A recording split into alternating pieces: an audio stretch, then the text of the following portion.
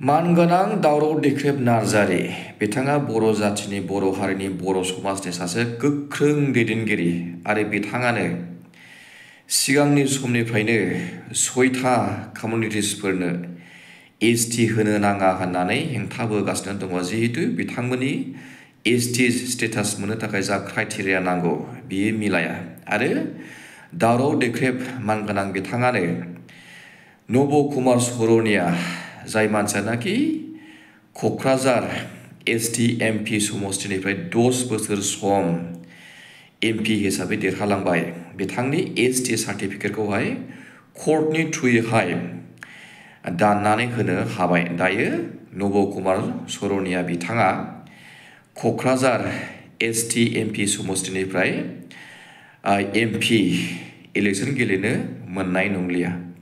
थांनाय 2024आवबो बिथाङा क'क्राझार एसटि एमपि समस्तिनिफ्राय इलेक्सन गेलेनो थाखाय नमिनेसन गथायदोंमोनब्लाबो बिथांनि नमिनेसन गथायनाया केन्सेल जानो गोनां जादों।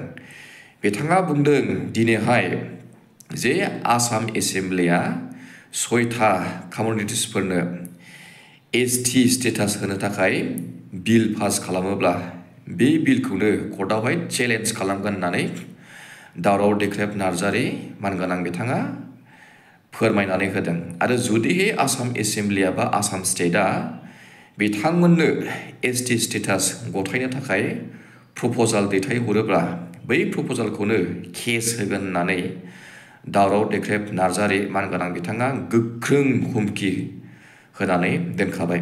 बिदिब्ला जों फै बिथाङा मा बुङामोन मा फोरमायामोन जोङो दसे सम खोनासंनानै लानि।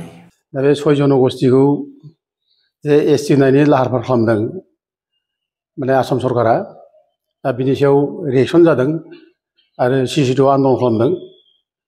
आन्दलन खालामनायखौ आं मोजां मोनदों, खालामनांगौ, आन्दलना जानांगौ आरो खुनु प्रकारै बे 6 जनगोष्ठीखौ एसटि होनो नाङा। 6 जनगोष्ठीया एसटि जायोब्ला जोंनि थाखानाय एसटिनि जायनाखि मोन्थायफोर दं बे गोमाजोबगोन।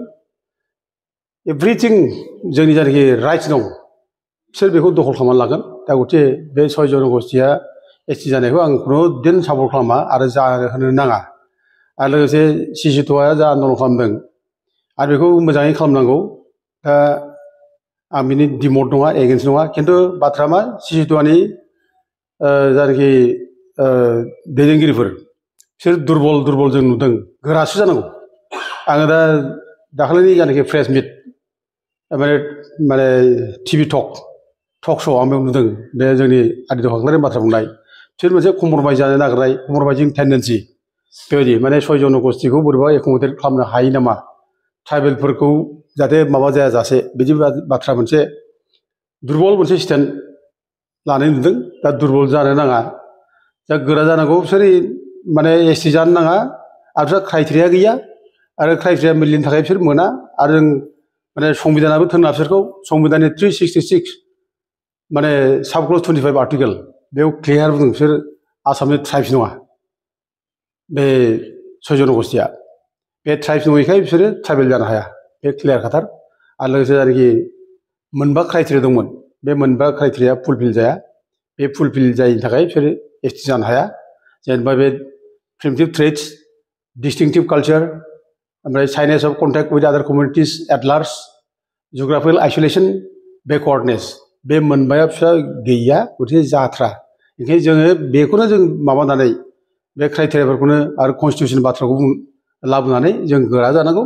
जोङो बिसोरनि एसटि जानो बिनायखौ जों खुनुदिन जोङो दुरबल माबाजों स्टेन्डजों जोङो माबानो नाङा, लाइ होनाय जायो। बेखौ साननो गोनां बे बोरै बिल लाबोनो जादों। जिथु माने 6 जनगोष्ठीखौ एसटि खालामनायनि जायनाखि प्रप'जाल, बे प्रप'जाला दिनैनि नङा, बिराद फुराना। आगोल समफ्रावबो गभर्नमेन्टफ्रा बिसोरनो माने एसटि जानांगौ होननानै प्रप'जाल हरदों, केबिनेट डिसिसन लानानै हरदों। दा एसेम्ब्लिनिफ्राय स्वयं स्पिकारानो बै समाव माने डिसिसन लानानै दिल्लीयाव माने हैदों।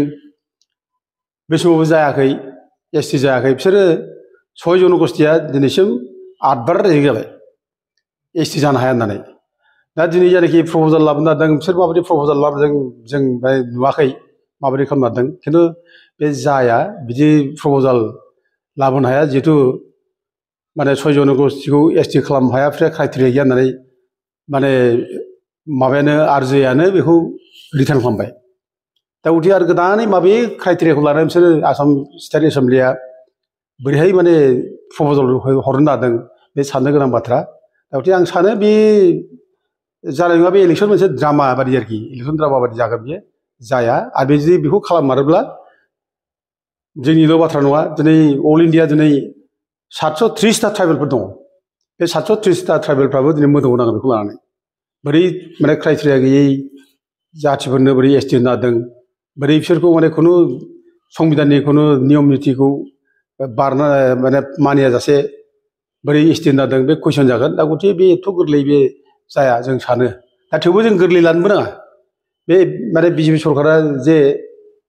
माने मावनो हाया बेखौ जों गोरलै लानो नाङा जोंखौ डिस्टार्ब होगोन बिसोरो दा बिसोर हयथ' आं सानदों मोनसे 96आव जेरै माने राजबंसिफोरनो माने 6 मासनि थाखाय माबा लाबोदों अर्डिनेन्स लाबोदों प्रेसिडेन्टनिफ्राय दा हयथ' बिदिबो खालामनो हागौ नामा जों बेखौ साननांगौ आरोखि खिन्थु थाङै थुङै राजबंसिफोरा जेरै माने 6 मासनि उनाव माने पार्लियामेन्टआव बिल जाब्लासो लेफ्ट थांदों माने क्राइटेरिया फिलाप जानायनि थाखाय आयेना माबा सापर्ट खालामनायनि थाखाय दा हयथ' बिसोरनाबो बिदि जागोन आरो जोंबो प्रिपेयार जाखानांगोन जुदि बिसोरखौ माबा खालामोब्ला बेबायदि आयेन सिफायनानैबो जुदि माने प्रेसिडेन्टनि जायनाखि अर्डिनेन्स लाबोनानै एसटि होनो नागिरोब्ला बा आसाम एसेम्ब्लिनिफ्राय जुदि बेखौ माने माने बिल हरोब्ला जों बेखौ कर्टआव चेलेन्ज खालामनो थाखाय जोंबो रेडि जाखानांगोन आरो जों बड'लेण्ड जनजाति सुरक्षा मन्चनिफ्राय बेखौनो फोरमायनाय जायो जों एखेबारे बिराद रेडि जों बेनि थाखायबो जों सिंजों सिं बेखौ लानानै जों सावरायगासिनो दङ फैसा थाखा नांगौ जों बेखौ बुथुमनानै जों प्रिपेयार जादों